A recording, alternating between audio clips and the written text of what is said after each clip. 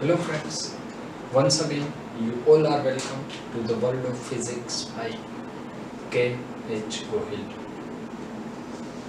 આજના લેક્ચરની અંદર આપણે બાહ્ય વિદ્યુત ક્ષેત્રમાં ડાયપોલની સ્થિતિ ઊર્જાની વાત કરવાના છીએ.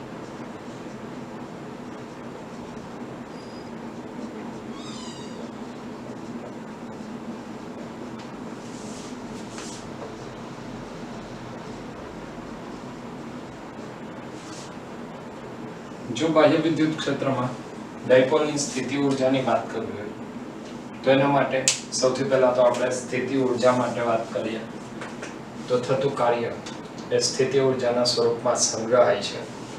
મતલબ અત્યારે હું માત્ર મૂલ્યની વાત કરું છું તો W બરાબર ડેલ્ટા U, એટલે કે જો સ્થિતિ ઊર્જા જોઈતી હોય તો થતું કાર્ય શોધી લઈએ તો સ્થિતિ ઊર્જા મળી જાય. કાર્ય માટે આપણી પાસે બે સૂત્ર છે. એક, જો રેખીય ગતિ હોય તો W બરાબર બળ ગુણ્યા સ્થાનાંતર, અને બીજું જો ચાક ગતિ હોય તો કાર્ય આવે છે W બરાબર બળ ટોર્ક ગુણ્યા કોણીય સ્થાનાંતર. ક્લિયર છે? તો સૌથી પહેલા તો અહીંયા આપણે બાહ્ય વિદ્યુત ક્ષેત્રમાં એક ડાયપોલને વિચારીએ અને ત્યારબાદ ફરીથી આગળ કયું સૂત્ર લાગશે તેની આપણે ચર્ચા કરીએ. ધારો કે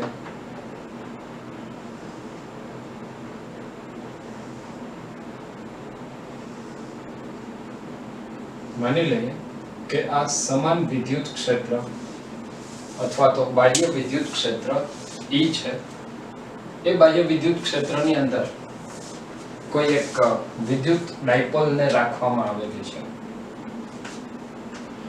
જ્યારે અહીંયા આપણે વિદ્યુત ડાયપોલને રાખીએ છીએ તો એ વિદ્યુત ડાયપોલ માટે આપણે અહીંયા એ વાત પણ કહેવી પડશે કે ખૂણો છે એ ખૂણો કેની સાથેનો છે. તો સામાન્ય રીતે આપણે જે ખૂણો વ્યાખ્યાયિત કરીએ છીએ એ વિદ્યુત ક્ષેત્ર અને ડાયપોલ મોમેન્ટ સાથેનો ખૂણો વ્યાખ્યાયિત કરીએ છીએ.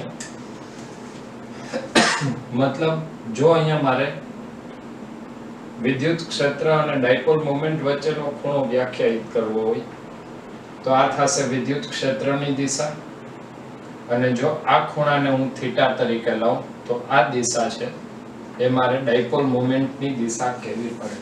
અને ડાયપોલ મોમેન્ટની દિશા હંમેશા કયા વિદ્યુતભારથી કયા વિદ્યુતભાર તરફની હોય છે?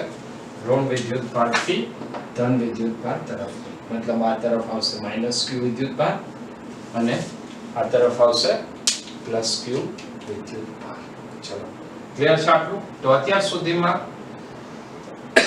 આપણે માત્ર આકૃતિની અંદર એક વિદ્યુત ડાયપોલ અને વિદ્યુત ક્ષેત્ર, વિદ્યુત ડાયપોલને વિદ્યુત ક્ષેત્ર સાથે થીટા કોણે રાખેલી છે. હવે આ ડાયપોલને થીટા કોણે લાવવા માટે, ડાયપોલને થીટા કોણે લાવવા માટે કેટલું કાર્ય કરવું પડશે આ કાર્ય આપણે શોધીએ. અને જો આ કાર્ય લખવું હોય તો અહીંયા માની લે કે ડાયપોલ સૌથી પહેલા સ્થિર સ્થિતિમાં હતી તો એને આપણે ત્યાંથી થીટા કોણે લાવીએ છીએ.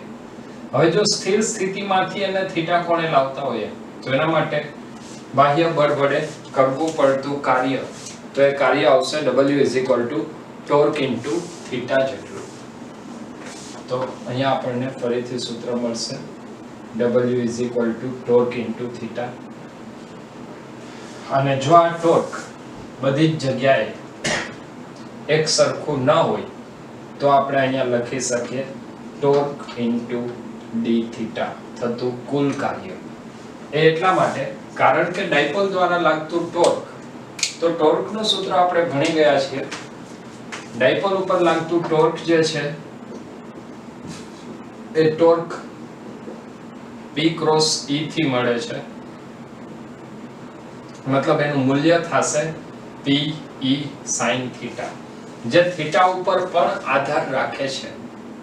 આનો મતલબ કે જેમ જેમ થીટા ખૂણો બદલતો જશે એમ એમ એના ઉપર લાગતા ટોર્કનું મૂલ્ય બદલે છે. અને જો ટોર્કનું મૂલ્ય બદલશે તો કરવા પડતા કાર્યનું મૂલ્ય બદલશે. આનો મતલબ કે આપણે કાર્ય મેળવવા માટે એનું સંકલન કરવું પડશે અને સંકલનની લિમિટ આપણે વ્યાખ્યાયિત કરી લઈએ કે માની લઈએ કે ડાયપોલને કોઈ એક ખૂણો θ1 થી θ2 સુધી લઈ જવા માટે કરવું પડતું કાર્ય શોધવું છે. તો હવે આપણે આનું સંકલન કરશું. સંકલન કરીએ તો ટોર્ક માટેનું સૂત્ર છે ટોર્ક P E sin θ. તો આપણે એનો ઉપયોગ કરશું. તો હું અહીંયા લખીશ W સંકલનમાં P E sin θ d θ ક્યાંથી ક્યાં સુધી θ1 થી θ2. વિદ્યુત ડાયપોલ મોમેન્ટ અને વિદ્યુત ક્ષેત્ર બંને અચળ છે. સંકલનની બહાર આવશે. સંકલનમાં sin θ d θ θ1 થી θ2 sin નું સંકલન થશે માઈનસ cos. તો અહીંયા આપણે લખશું સંકલનમાં માઈનસ cos θ θ1 થી θ2 અથવા માઈનસ pe માઈનસ ની નિશાની બહાર કાઢી લઈએ તો માઈનસ pe અને અહીંયા આવશે cos θ2 માઈનસ cos θ1. આ કરવું પડતું કાર્ય અથવા સ્થિતિ ઊર્જાનો ફેરફાર આપશે. ક્લિયર છે? આ આપણને આપશે કરવું પડતું કાર્ય અથવા સ્થિતિ ઊર્જાનો ફેરફાર. હવે આ જે સ્થિતિ ઊર્જાનો ફેરફાર છે એ કયા કાર્ય દ્વારા છે? તો અહીંયા આપણે જે બાહ્ય બળ લગાડેલું છે તો અહીંયા હું કાર્યને થોડું વધારે વ્યાખ્યાયિત કરું છું અને કયું કાર્ય છે? W એક્સટર્નલ મતલબ બાહ્ય બળ વડે થતું કાર્ય. થોડી વાર પછી હમણાં આપણે ડિસ્કસ કરશું કે બાહ્ય બળ વડે થતું કાર્ય અહીંયા શા માટે ઉલ્લેખ કરવો જરૂરી છે. ચલો સૌથી પહેલા તો આ વાત તમને ક્લિયર હોવી જોઈએ કે સ્થિતિ ઊર્જામાં થતો ફેરફાર આપણને મળે છે -Pe cos θ2 cos θ1. અચ્છા, અહીંયા હજી એક વાત મારે તમને કહેવી છે. એ વાત કહેતા પહેલા એક વિદ્યુત સ્થિતિમાન તરફ આપણે વળ્યા છે. તો બિંદુવત વિદ્યુતભારના વિદ્યુત સ્થિતિમાનમાં આપણે કંઈક આવું સૂત્ર એક મેળવેલું હતું. એના માટે માની લઈએ કે આ વિદ્યુતભાર +Q છે. અહીંયાનું એક બિંદુ P છે. તો P બિંદુએ સ્થિતિમાન નહીં મળે, પરંતુ કોઈ એક બિંદુ R થી P નું સ્થિતિમાનનો તફાવત મળે. તો આના માટે આપણે જો P બિંદુનું સ્થિતિમાન જોતું હોય તો આપણે શું કરી લીધું હતું? તો કે વિદ્યુતભારને R થી નહીં પણ ક્યાંથી લઈ આવતા હતા? અનંત અંતરેથી.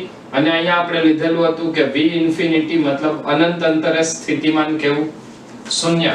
આ વાત કરી અને પછી આપણે બંનેનો તફાવત લઈ અને વિદ્યુત સ્થિતિમાનનો તફાવત મેળવતા હતા અને જે તફાવતને P બિંદુનું સ્થિતિમાન કહેતા હતા.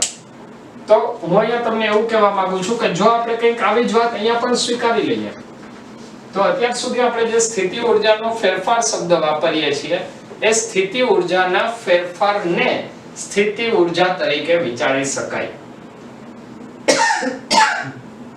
તો અહીંયા ફરીથી હું એક વાત અહીંયા તમને કહું છું જે અત્યારે આપણે સ્વીકારી લઈશું, માત્ર થોડીક વાર પછી ફરીથી આપણે એ વાતને ડિસ્કસ કરશું કે શા માટે ત્યાં સ્થિતિ ઊર્જા શૂન્ય લેવામાં આવેલી છે.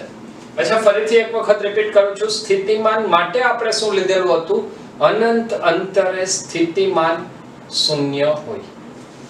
અહીંયા આપણે લઈ લઈએ છીએ કે વિદ્યુત ડાયપોલ માટે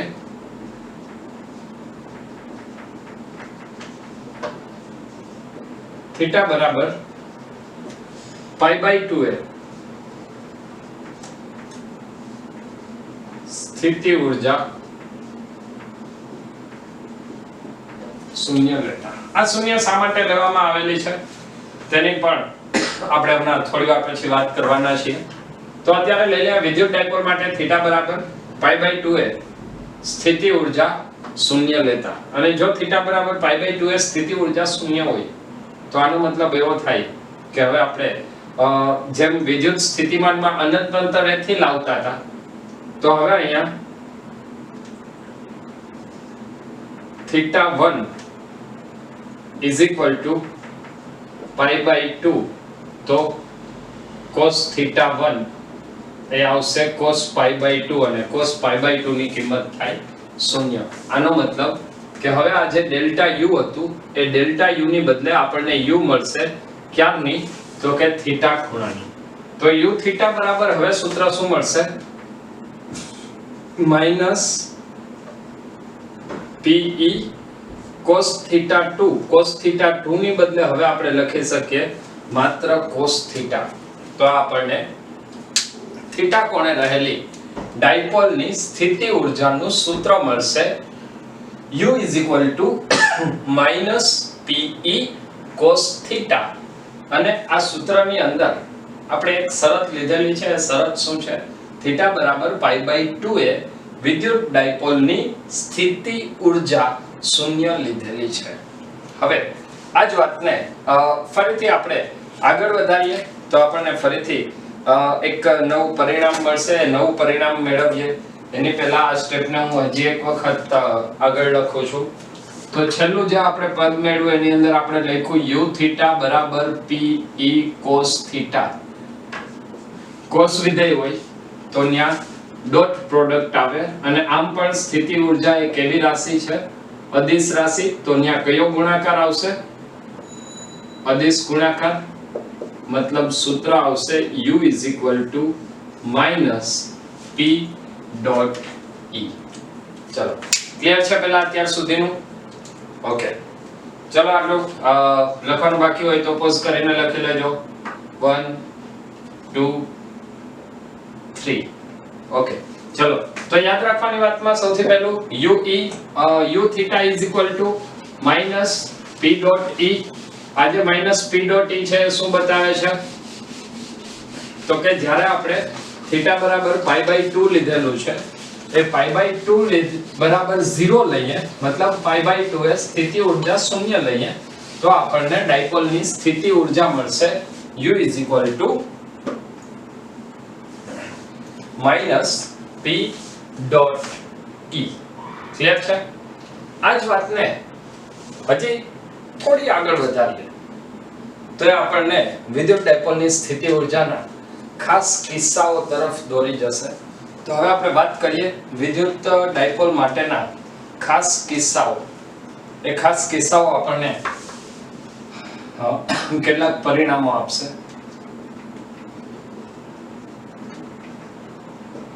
આ ખાસ કિસ્સાઓની અંદર કયા કયા કિસ્સાઓ હોઈ શકે? તો સૌથી પહેલો આવશે થીટા ચલો હું એની અંદર પહેલો કિસ્સો લઉં છું. Theta 90 degree.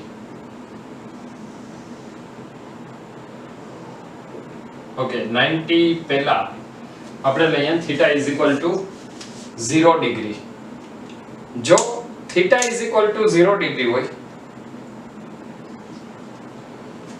તો અહીંયા આપણને ડાયપોલ ઉપર લાગતું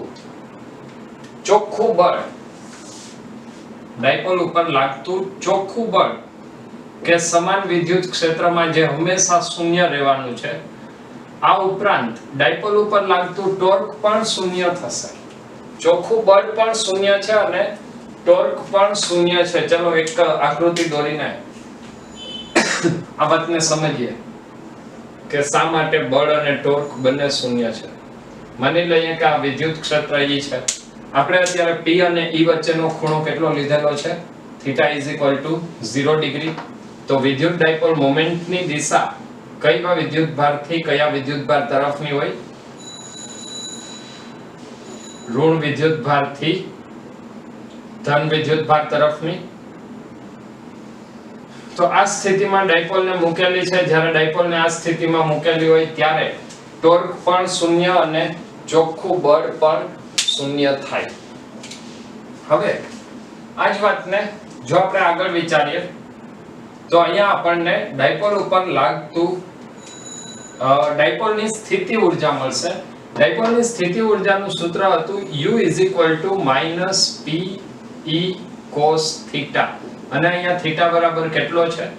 0. તો આવશે -pe cos 0. cos 0 ની કિંમત 1 એટલે એ આવશે -pe. આ જે -pe છે મતલબ સ્થિતિ ઊર્જા મહત્તમ મળી છે. તો એને આપણે કહેશું મહત્તમ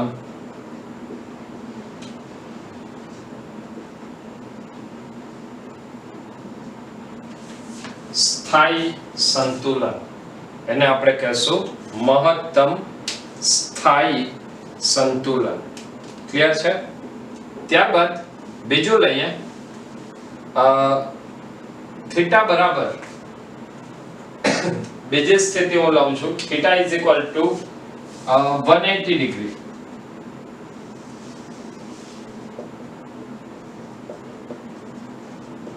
જો theta is equal to 180 degree હશે તો પણ આ સ્થિતિમાં ચોખ્ખું બળ શૂન્ય, કારણ કે સમાન વિદ્યુત ક્ષેત્રમાં ડાયપોલ ઉપર લાગતું ચોખ્ખું બળ હંમેશા શૂન્ય હોય. ચેપ્ટર નંબર 1 ની અંદર આપણે ભણી ગયા છીએ. આ ઉપરાંત ચોખ્ખું ટોર્ક પણ શૂન્ય રહેશે. શા માટે? તો જો અહીંયા જ્યારે તમે ડાયપોલને સમાન વિદ્યુત ક્ષેત્રમાં મૂકેલી હોય અને એવી રીતે રાખેલી છે કે જેથી ડાયપોલ મોમેન્ટની જે દિશા છે એ વિદ્યુત ક્ષેત્રની વિરુદ્ધ દિશામાં હોય. તમે આ આકૃતિની અંદર ચેક કરશો તો ડાયપોલ મોમેન્ટની દિશા વિદ્યુત ક્ષેત્રની દિશામાં હતી. તો આ સ્થિતિમાં આપણે અહીંયા સૂત્રમાં લખવું પડશે ફરીથી થીટા બરાબર 180 માટે સ્થિતિ ઊર્જા U બરાબર -Pe cos થીટા. તો -Pe cos 180. cos 180 ની કિંમત આવશે -1 અને જો આ કિંમત -1 હોય તો આપણને સ્થિતિ ઊર્જા મળશે +Pe. આ +Pe એ શું દર્શાવે છે? તો +Pe એ અસ્થાયી સંતુલન દર્શાવે છે.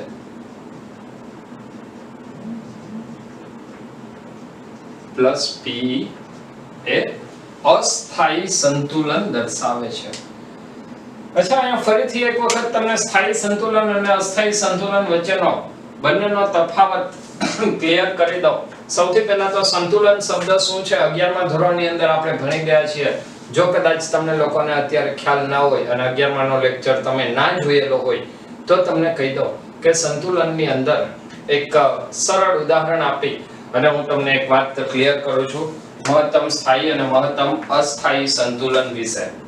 તો 2 મિનિટ માટે આપણે એક અલગથી એક પોઈન્ટ ચર્ચા કરી લઈએ.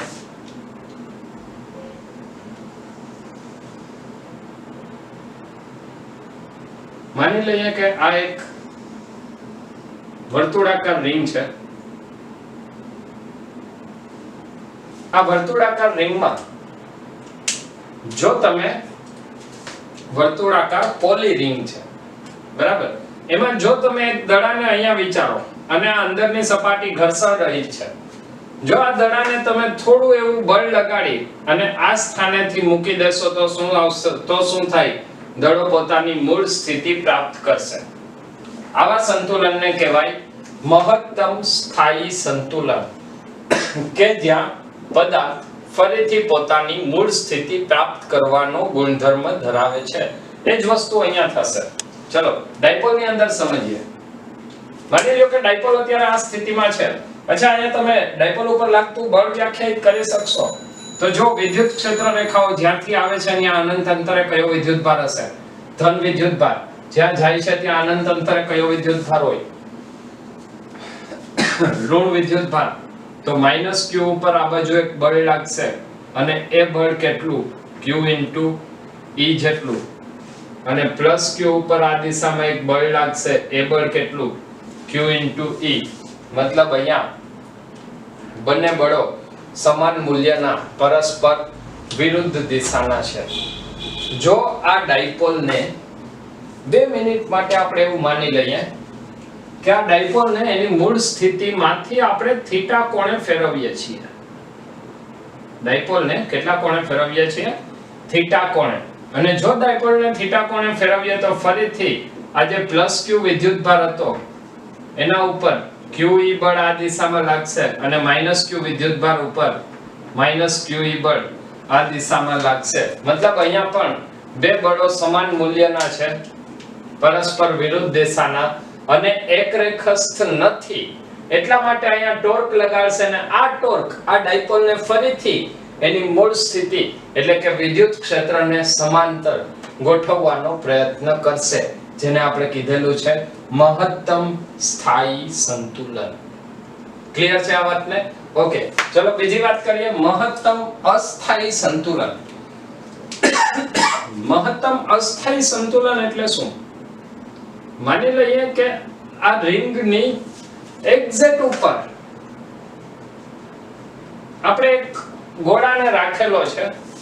જો આ ગોળાને તમે થોડું પણ સ્થાનાંતર કરાવશો તો આ ગોળો ફરીથી કઈ સ્થિતિ પ્રાપ્ત કરવાનો છે? મહત્તમ સ્થાયી સંતુલન વાળી. મતલબ આ બિંદુએ પદાર્થ સંતુલનમાં છે, પણ કેવું સંતુલન? એ ફરીથી મૂળ સ્થિતિમાં આવવાનો નથી અને એટલા માટે એવા સંતુલનને કહેવાય મહત્તમ અસ્થાયી સંતુલન. આ જ વાતને આપણે આ આકૃતિની અંદર સમજીએ.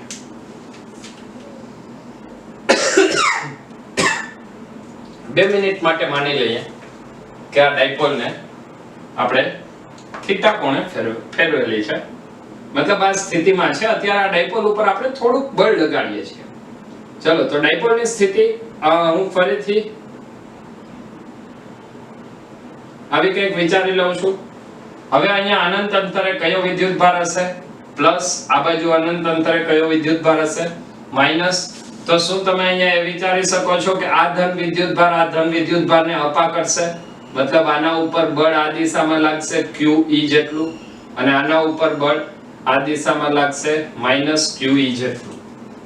આનો મતલબ એવો થાય કે આ બંને વિદ્યુતભારો ઉપર જે બળ લાગે છે એ વિરુદ્ધ દિશામાં છે, સમાન મૂલ્યના છે અને એકરેખસ્થ નથી.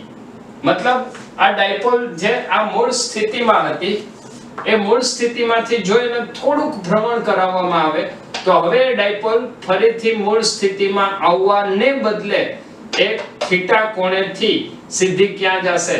વિદ્યુત ક્ષેત્રને સમાંતર ડાયપોલ મોમેન્ટ ગોઠવાશે અને એટલા માટે આ સ્થિતિને નામ આપવામાં આવેલું છે મહત્તમ અસ્થાયી સંતુલન.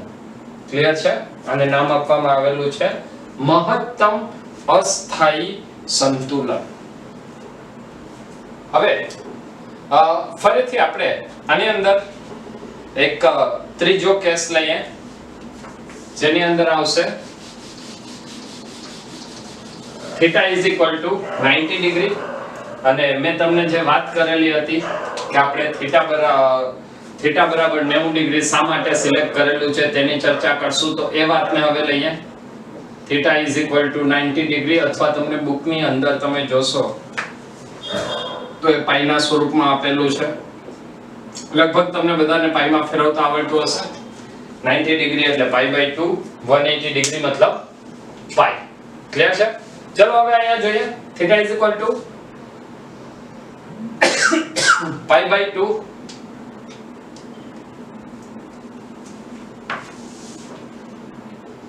વિદ્યુત ડાયપોલ જ્યાં સુધી સમાન વિદ્યુત ક્ષેત્રમાં છે ત્યાં સુધી ડાયપોલ ઉપર લાગતું ચોખ્ખું બળ હંમેશા શૂન્ય હોય.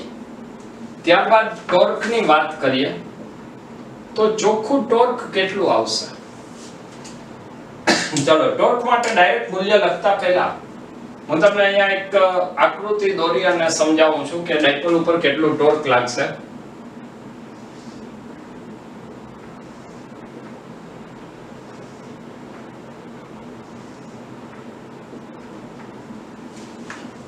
માની લે આ સમાન વિદ્યુત ક્ષેત્ર છે. ડાયપોલ મોમેન્ટ મતલબ કેટલા કોણે આપણે ડાયપોલને રાખેલી છે વિદ્યુત ક્ષેત્રથી 90 ડિગ્રીના કોણે. ડાયપોલનું કેન્દ્ર O. માની લે કે અહીંયા +Q વિદ્યુતભાર છે અને આ તરફ -Q વિદ્યુતભાર છે. તો પ્લસ ક્યુ વિદ્યુતભાર ઉપર આ બાજુ બળ લાગવાનું છે q * e જેટલું, માઈનસ ક્યુ વિદ્યુતભાર ઉપર આ તરફ બળ લાગવાનું છે માઈનસ q * e જેટલું. અહીંયા જો તમે ટોર્ક ની વાત કરશો તો થીટા બરાબર 0 એ ટોર્ક શૂન્ય હતું, થીટા બરાબર 180 એ પણ ટોર્ક શૂન્ય હતું અને થીટા બરાબર 90 એ ટોર્ક મહત્તમ હોય છે. એ જ વસ્તુને તમે સૂત્ર ઉપરથી પણ લખી શકો. ડાયપોલ ઉપર લાગતું ટોર્ક કેટલું? તો ટોર્ક નું સૂત્ર છે P E sin θ. sin 90 નું મૂલ્ય થાય 1, તો અહીંયા તમને સૂત્ર મળશે નેટ ટોર્ક P E જેટલું હોય અને આ ટોર્ક કેટલું મળે છે? મહત્તમ ટોર્ક મળે છે. જો મહત્તમ ટોર્ક શા માટે? તો આ ડાયપોલને જેવું તમે વિદ્યુત ક્ષેત્ર રેખાને સમાંતર રાખો છો તો એ સ્થિર રહેશે. થોડુંક થીટા કોણે ભ્રમણ આપો તો એ થોડા વેગથી ગતિ કરશે. થીટા ખૂણો વધારો, થીટા ખૂણો વધારશો તો એ વધારે ઝડપથી મતલબ વધારે ટોર્કથી ગતિ કરશે. જેમ થીટા ખૂણો વધતો જાય એમ એના ઉપર લાગતું ટોર્ક વધતું જશે. આ ટોર્ક ક્યાં સુધી વધે છે? થીટા = 90 સુધી. એટલે થીટા બરાબર π/2 એ ટોર્ક કેવું છે? મેક્સિમમ. જો અહીંયા ટોર્ક મેક્સિમમ હોય તો આનો મતલબ એવો થાય કે આ ડાયપોલની ચાક ગતિ ઊર્જા સૌથી વધારે છે અને જો ચાક ગતિ ઊર્જા સૌથી વધારે હોય, ચાક ગતિ ઊર્જા સૌથી વધારે હોય તો આ સ્થિતિમાં આપણે સ્થિતિ ઊર્જા કેવી લઈ શકીએ? મિનિમમ. અને મિનિમમ સ્થિતિ ઊર્જા મતલબ કેટલી? 0. અને એટલા માટે અહીંયા આપણે જો ફરીથી સ્થિતિ ઊર્જા લખીએ તો બીજી રીતે પણ કહી શકાય કે U =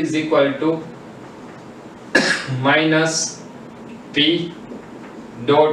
E અથવા T E cos θ. થીટા એટલે π/2, cos π/2 ની કિંમત છે 0.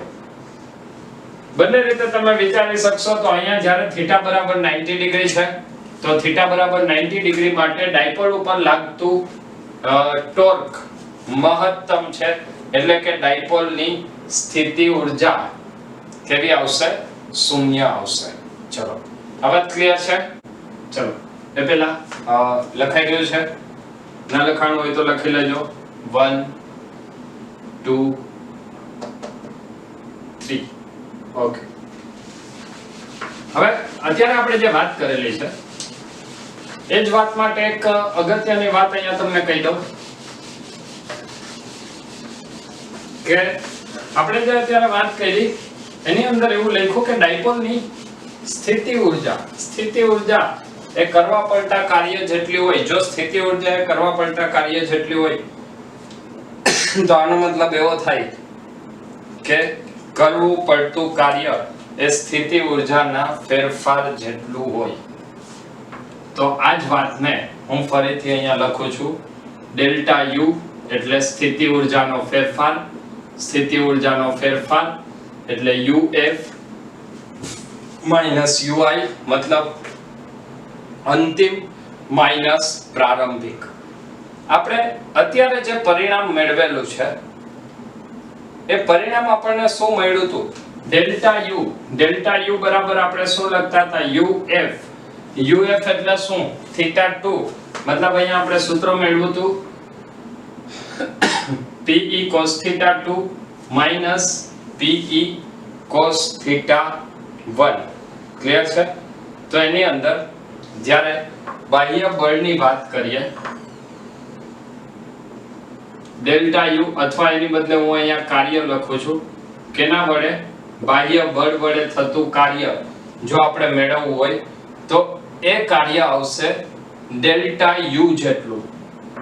મતલબ બાહ્ય બળને કારણે થતું કાર્ય.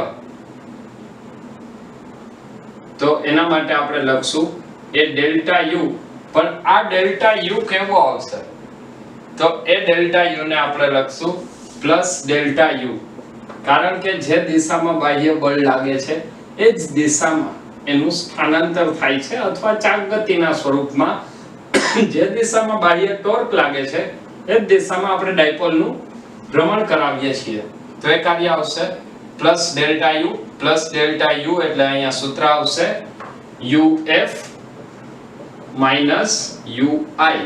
અને જો વિદ્યુતીય બળની વાત આવે તો વિદ્યુતીય બળ વડે થતું કાર્ય લખવું હોય તો એ વિદ્યુતીય બળ વડે થતું કાર્ય આવશે માઈનસ ડેલ્ટા યુ, મતલબ માઈનસ uf માઈનસ ui અથવા minus minus plus ui minus uf.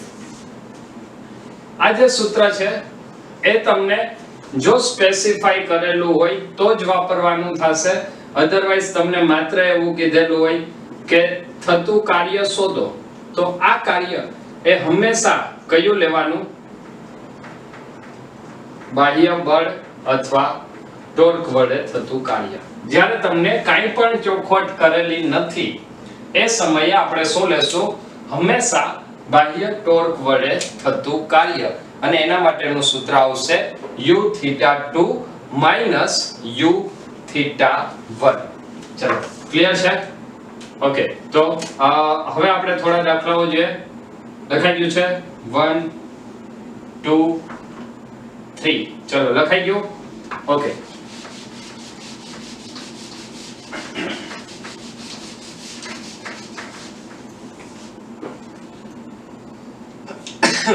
થોડાક એવા ક્વેશ્ચન છે. દાખલા તરીકે તમને એવો ક્વેશ્ચન પૂછેલો હોય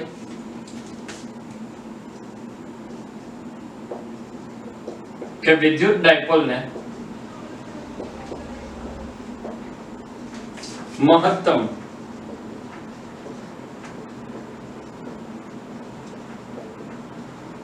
સ્થાયી સંતુલનમાંથી વિદ્યુત ડાયપોલને મહત્તમ સ્થાયી સંતુલનમાંથી મહત્તમ અસ્થાયી સંતુલન માં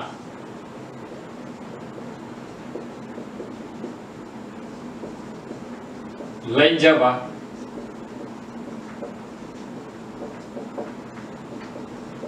કરવું પડતું કાર્ય શોધો. ક્યાંથી ક્યાં સુધીની વાત છે? મહત્તમ સ્થાયી સંતુલનથી મહત્તમ અસ્થાયી સંતુલન સુધી. આનો મતલબ કે સૌથી પહેલા તો આપણને એ ખબર હોવી જોઈએ કે મહત્તમ સ્થાયી સંતુલન એટલે શું અને મહત્તમ અસ્થાયી સંતુલન એટલે શું. તો જ્યારે θ બરાબર 0 હોય ત્યારે મહત્તમ સ્થાયી સંતુલન આવશે.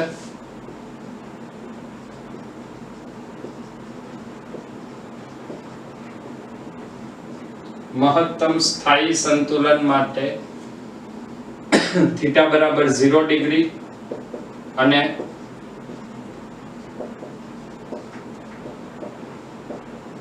મહત્તમ અસ્થાયી સંતુલન માટે θ બરાબર પાઈ અથવા એને કેટલું કહેવાય 180 ડિગ્રી. ચલો આ વાત ક્લિયર છે? હવે આપણે શોધવાનું શું છે? W એક્સટર્નલ મતલબ બાહ્ય બળ વડે થતું કાર્ય. જ્યારે કાંઈ પણ આપેલું નથી ત્યારે આ કાર્ય કેવું હોય? બાહ્ય બળ વડે થતું કાર્ય. અને આ કાર્યનું સૂત્ર શું છે? Is equal to delta you અથવા u2 માઈનસ u1 અથવા uf માઈનસ ui. f એટલે કઈ સ્થિતિ? ક્યાં સુધી મહત્તમ અસ્થાયી સંતુલન એટલે θ બરાબર 180 ડિગ્રી. તો અહીંયા આપણે સૂત્ર લખશું cos 180. અચ્છા, અહીંયા એક્સટર્નલ માટે આવશે માઈનસ. તો આપણને સૂત્ર મળશે બાહ્ય બળ માટે u(θ2 - u(θ1). તો u(θ2) કેટલું છે?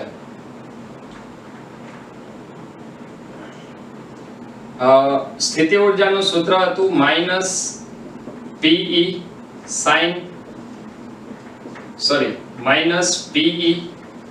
cos 180 માઈનસ સ્થિતિ ઊર્જાનું સૂત્ર -pe cos 0. ક્લિયર છે? ક્યાંથી ક્યાં સુધી? 0 થી 180 સુધીની વાત છે. તો અહીંયા આવશે માઇનસ PE cos 180 એટલે -1 minus minus plus PE cos 0 એટલે +1 ફરીથી આ માઇનસ માઇનસ પ્લસ થઈ જશે તો અહીંયા આન્સર આવશે PE plus PE મતલબ બાહ્ય બળ વડે થતું કાર્ય કેટલું આવશે +2PE અહીંયા ફરીથી તમે જોઈ શકો છો કે હંમેશા બાહ્ય બળ કે બાહ્ય ટોર્ક વડે થતું કાર્ય કેવું મળે છે ધન મળે છે અને આ જ વસ્તુ જો તમને કદાચ એવું પૂછે કે વિદ્યુતીય બળ દ્વારા કરવું પડતું કાર્ય તો વિદ્યુતીય બળ માટે કરવું પડતું કાર્ય કેટલું આવશે +2PE ની જગ્યાએ એ આવશે -2PE ચલો ક્લિયર છે આ લખાઈ ગયું છે 1 2 3 ઓકે ચલો લખાઈ ગયો તો આના પછીનો ક્વેશ્ચન જોઈએ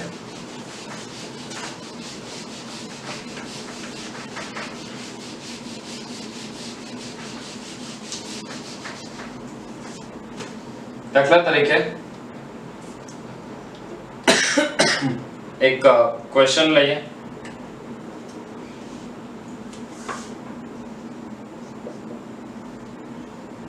આકૃતિમાં દર્શાવ્યા પ્રમાણે ડાયપોલને લઈ જવા માટે કરવું પડતું કાર્ય શોધો અને ક્વેશ્ચનની અંદર તમને આકૃતિ આપેલી છે ચલો જોઈએ આકૃતિની અંદર શું આપેલું છે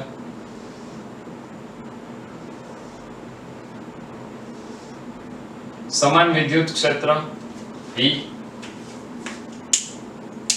એક ડાયપોલ ને એની અંદર રાખેલી છે આ ડાયપોલ નો ખૂણો દર્શાવવા માટે હું સૌથી પહેલા ઉગમ બિંદુ લઈ લઉં છું ડાયપોલ ને શરૂઆતમાં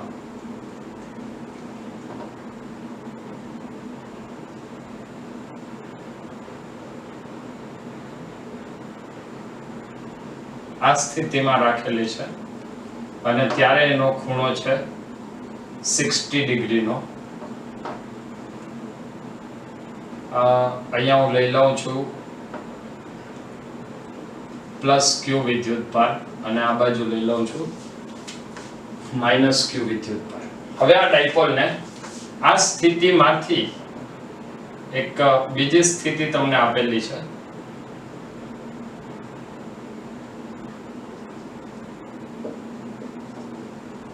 અને એ સ્થિતિમાં પણ તમને ખૂણો આપેલો છે 60 ડિગ્રીનો હવે આ તમને આકૃતિ આપેલી છે કે ડાયપોલને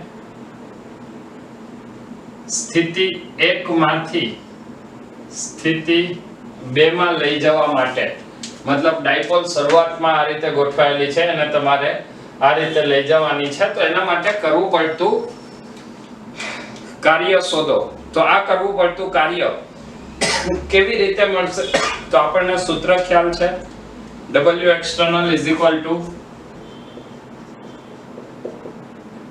delta U is equal to U2 minus U1 U2 એટલે અહીંયા આવશે -PE cos theta 2 minus કૌંસમાં -PE cos theta 1 ચલો આટલું ક્લિયર છે -PE cos theta 2 એટલે U2 minus PE cos theta 1 -PE cos theta 2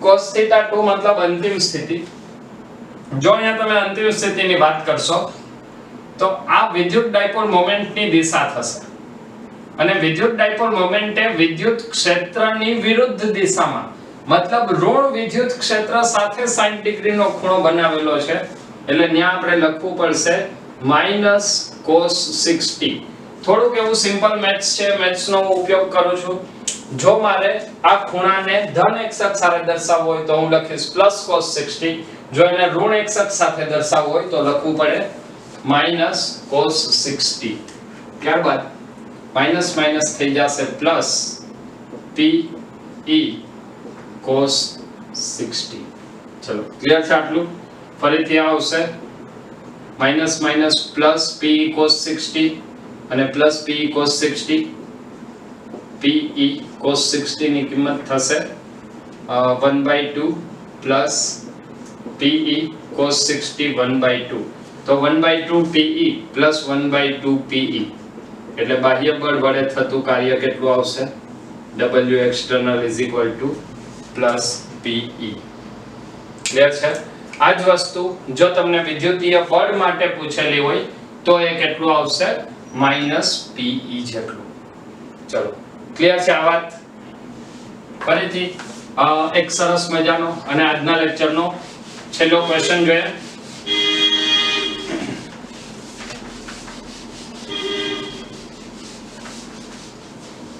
દાખલા તરીકે તમને એવું પૂછવામાં આવે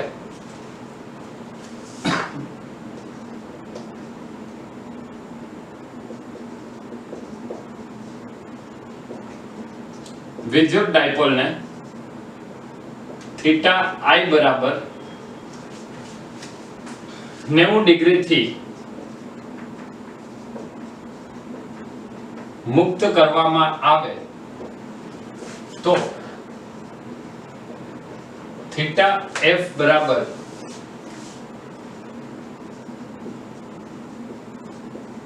0 ડિગ્રી થાય ત્યારની 0 ડિગ્રી થાય ત્યારનો ડાયપોલ નો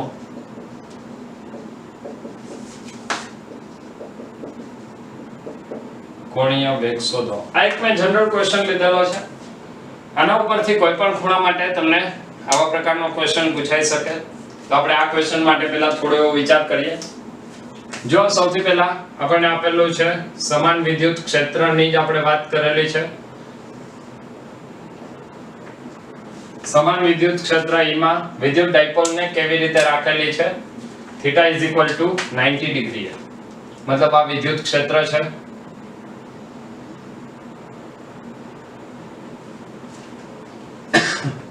અને અહીંયા ઉપર +q વિદ્યુત ભાર અને આ નીચે -q વિદ્યુત ભાર છે. આ ડાયપોલ અત્યારે થીટા બરાબર 90 ડિગ્રીએ છે. જ્યારે આ ડાયપોલ આ બાજુ ફરી અને વિદ્યુત ક્ષેત્રને સમાંતર ગોઠવાય, મતલબ ડાયપોલની અંતિમ સ્થિતિ જ્યારે આવી થાય ત્યારે ડાયપોલ કંઈક વેગમાં હશે અને એ સમયનો ડાયપોલનો કોણીય વેગ શોધવાનો છે. તો આ કોણીય વેગ કેટલો હોય એ કોણીય વેગ શોધવા માટે આપણે અહીંયા ફરીથી જે કંઈ પણ વાત છે એ સંરક્ષિત ક્ષેત્રની છે. અને જો સંરક્ષિત ક્ષેત્રની વાત હોય તો એની અંદર યાંત્રિક ઉર્જાનું સંરક્ષણ થાય. તો અહીંયા ફરીથી આપણે વાત કરશું. સંરક્ષિત ક્ષેત્ર છે, સંરક્ષિત ક્ષેત્રમાં યાંત્રિક ઉર્જાના